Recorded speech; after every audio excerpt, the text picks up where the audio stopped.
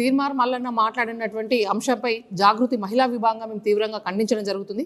కవితక్క గారిపై చేసినటువంటి విమర్శలను తను ఒక స్క్రీన్ పెట్టుకొని ఆ స్క్రీన్లో చదువుతున్నటువంటి అంశాల్లో తను ఒక న్యూస్ రిపోర్టర్, ఒక జర్నలిస్టా లేదంటే ఒక బ్లాక్ మెయిలరా కూడా అర్థం కాని పరిస్థితి ఈరోజు తెలంగాణ ప్రజానికానికి అనిపిస్తుంది.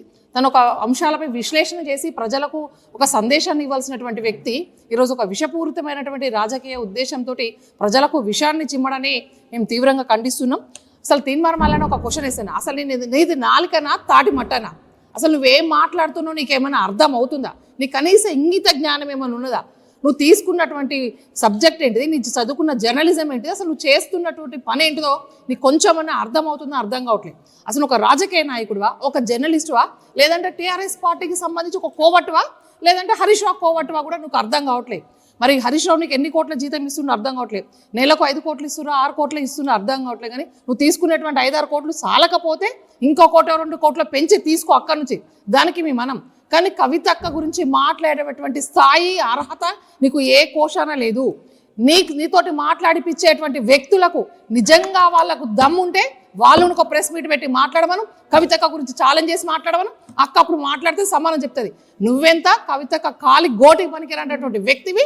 నువ్వు కవితక్క గురించి విమర్శించి నీ పిల్లల మీద ప్రమాణం చేయమని చెప్పేటువంటి అవులాగాని పెద్ద వేస్ట్ ఫెల్లోవి నువ్వెట్లా అడుగుతావు ప్రమాణం చేయమని చెప్పేసి?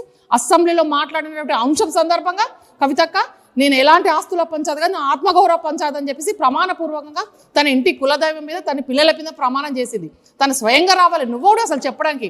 నీకు అలాంటి ఛాలెంజ్ కనుక మీరు చేయదలుచుకుంటే కవితక్క మీద, కవితక్క స్థాయి ఉన్నటువంటి నాయకులు నువ్వు వెనకుండి మాట్లాడిపించేటువంటి గుంటనక్కలు ఎవరైతే ఉన్నారో వాళ్ళని ఛాలెంజ్ చేయమనండి, వాళ్ళని మాట్లాడమని చెప్పేసి అని అడుగుతున్నాం మేము. అసలు మేము ఇవాళ నువ్వు బీసీల పేరు ఎత్తుకొని తిరుగుతున్నావు, బీసీల పరువు తీస్తున్నావు. నువ్వు మున్నూరు కాపు కులంలో చెడబుట్టినావు అనిపిస్తుంది. నేను మున్నూరు కాపు బిడ్డనే, నువ్వు మున్నూరు కాపు బిడ్డవి. అసలు నీ వెనక ఎంతమంది బీసీలు ఉన్నారు, ఎంతమంది మున్నూరు కాపులు ఉన్నారు? ఎవరన్నా నీకు మున్నూరు కాపు కుల సంఘంలో ఎవరున్నారు? నువ్వు ఏ జిల్లా కన్నా తిరిగినవా? అసలు ఏ ఉద్దేశంతో నువ్వు పార్టీని పెట్టినావు? నీ పార్టీలు ఎవరున్నారు? నీ బీసీ కుల సంఘాల వాళ్ళు ఎవరున్నారు? నీ మున్నూరు కాపు కుల సంఘం ఎక్కడ ఉన్నది? నీ వెనక్కి తిరిగి చూడకుండా నువ్వు కవితక్క గురించి మాట్లాడుతున్నావు. ఈరోజు కవితక్క పార్టీ పెట్టాలంటే అసలు ఏం చేయాలి, ఎట్లుండాలి? అసలు ఈరోజు తెలంగాణ రాష్ట్రంలో ఉన్నటువంటి ప్రజలకు ఏమి కావాలన్నది జిల్లా మారుమూల తండలు తిరిగి ప్రతి ఒక్కరి కష్ట సుఖాలను తెలుసుకొని ప్రతి ఒక్క ప్రజాభిప్రాయం సేకరిస్తుంది. మనం పార్టీ పెట్టే ముందు ఏం సేకరించడం, ఏం విశ్లేషణ చేసి పెట్టినావు, అసలు ఏం ఉద్ధరిస్తామని చెప్పేసి పార్టీ పెట్టినావు? నీ పార్టీలో ఉన్నటువంటి ఎజెండా అంశాలు ఏంటిదో కనీసం నీకు ఒక ఆలోచన, నీకు అవగాహన ఉందా? నోరు తెరిస్తే అన్ని అబద్ధాలు మాట్లాడేటువంటి వ్యక్తివి, నిన్ను ఎవరు నమ్ముతారు? అసలు నువ్వు బీసీ రాజ్యాధికార పార్టీ అని పెట్టినావు. నువ్వు ఏ పార్టీ, ఏ రోజు ఏ పార్టీలు ఉంటావు నీకే కనీసం తెలియదు.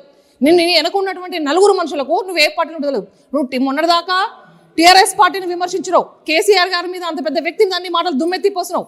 ఇప్పుడు నువ్వు కాంగ్రెస్ పార్టీలో ఉన్నటువంటి వాళ్ళని తిడతావు. మరి ఇప్పుడు నువ్వు అసలు ఏ పార్టీ అనుకోలే? నువ్వు కాంగ్రెస్ పార్టీయా, టీఆర్ఎస్ పార్టీయా, ఏ పార్టీ? అసలు నీకు చిత్తశుద్ధి ఉంటే నువ్వు కాంగ్రెస్ పార్టీ తరఫున ఎమ్మెల్సీ అయినావు. నువ్వు మనిషివి అయితే చిత్తశుద్ధి ఉంటే నువ్వు ఎమ్మెల్సీ పదవికి రాజీనామా చేయి. మా కవితక్క ఆత్మగౌరవం ఉన్నటువంటి వ్యక్తి, తెలంగాణ ఆడబిడ్డ, ఒక పౌరుషం గల వ్యక్తి కాబట్టి తన ఎమ్మెల్సీకి వెంటనే రాజీనామా చేసింది. నిన్ను పార్టీ సస్పెండ్ చేసినావు, ఇప్పటికి రాజీనామా చేయకుండా నువ్వు అదే కాంగ్రెస్ పార్టీ పెట్టిన భిక్షతోటి అదే పదవితోటి నువ్వు కొనసాగుతున్నావు. అంటే నేను అసలు ఏ పార్టీకి సంబంధించిన వ్యక్తివో కూడా ఈ తెలంగాణ ప్రజలకు తెలియనటువంటి విషయం. ఫస్ట్ నీవు ఒక క్లారిటీగా తీసుకో. నీలాగా అమ్ముడుపోయేటువంటి వ్యక్తి కవితక్క కాదు. నీలాంటి వాళ్ళు వేల మంది ఈరోజు కవితక్కకు అభిమానులుగా పనిచేసేటువంటి నువ్వు మా పార్టీలో నువ్వు ఒక కార్యకర్త కూడా పనిచేసేటువంటి స్థాయికి నీకు లేదు. పిచ్చి కుక్కలాగా మాట్లాడుతున్నావు. ఎప్పటికైనా సరే నోరు దగ్గర పెట్టుకొని మాట్లాడని చెప్పేసి మాట్లాడుతున్నాం. నీ వెనుకుండే నడిపించేటువంటి వ్యక్తులకు కూడా మేము సవాల్ విసురుతున్నాం. మీకు చేతనైతే మీరు దమ్ముంటే మీరు సవాల్ చేసి మాట్లాడండి. కవితక్క గురించి మీరు ఏదైనా అడగదలుచుకుంటే సూటిగా అడగండి. కానీ ఇలాంటి పిచ్చి కుక్కలతో మాట్లాడించి మీ స్థాయిని మీరు ఇంకింత మాలాంటి మొన్న వరకు కవితక్క మాట్లాడారు. ఇప్పటి నుంచి మేము కూడా మాట్లాడుతున్నాం. గ్రామాన మాట్లాడతారు, గ్రామాన విమర్శిస్తారు. మీరు ఇలాంటి వేషాలు వేస్తే మాత్రం ఇంకా మీ పార్టీని, మీ స్థాయిని మీరు దిగజార్చుకున్నటువంటి పరిస్థితి అవుతుంది. కాబట్టి మాట్లాడే ముందు ఒకసారి వెనక ముందు ఆలోచించుకో మాట్లాడండి. ఈ తీర్మార్ మల్లన్న లాంటి వ్యక్తులను మీరు ఇంకింత ఎంకరేజ్మెంట్ చేస్తే మాత్రం బీఆర్ఎస్ పార్టీ రాబోయే రోజుల్లో ఇంకింత దౌర్భాగ్య పరిస్థితి అని చెప్పేసి ఈ సందర్భంగా హెచ్చరించడం జరుగుతుంది. జై తెలంగాణ, జై జాగృతి, జై కవితక్క.